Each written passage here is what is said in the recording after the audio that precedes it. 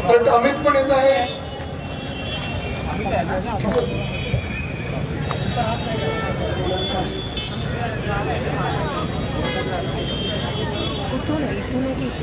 येऊ दे अमित वरती वरती वरती. आम्ही थांबलोय सगळे.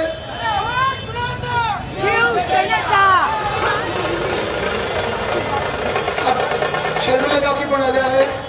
अमित आहे आणि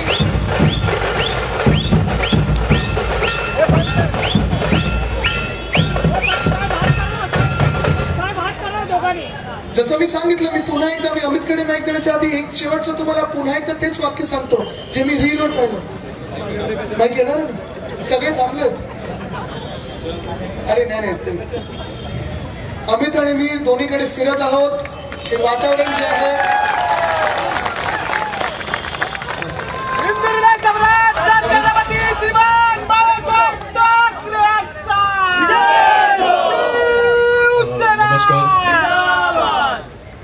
खरं तर मी आदित्यजी नंतर बोलणं योग्य नाही, कारण माझा मोठा भाऊ आहे. नाही पण तरी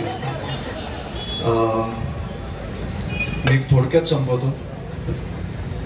गेले अनेक दिवस मी मुंबईभर महाराष्ट्रभर फिरतोय. दोन भाऊ एकत्र आल्यानंतर जे वातावरण बघायला मिळालंय असं मी आयुष्यात कधी बघितलं नव्हतं, अनुभवलं नव्हतं. आणि त्याच प्रकारे ज्या विकृतपणे हे सत्ताधारी उतरले, ज्या प्रकारे निवडणुका चालू आहेत, असं ही वातावरण मी आयुष्यात कधी बघितलं नव्हतं. मला वाटतं कुठेतरी हा माज आपल्याला काढायचा आहे. उमेदवार काय विकत घेतले जात आहेत, फोडले जात आहेत. तुम्ही 40-40 लाख दुबार मतदार आणताय, बिनविरोध निवडून येत आहे. तुम्ही आमचा मतदानाचा हक्कच हिरावून घेताय. एवढे घाबरलात तुम्ही त्या दोन भावांना.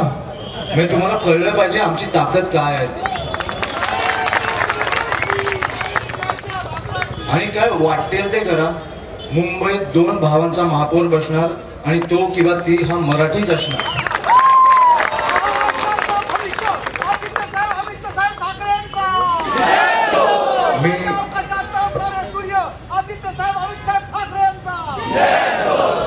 मी तुम्हाला फक्त आज एवढं सांगायला आलोय की उद्याचा सगळ्यात महत्वाचा, परवाचा सगळ्यात महत्वाचा दिवस आहे. सतर्क राहा, कुठेही गाफील राहू नका.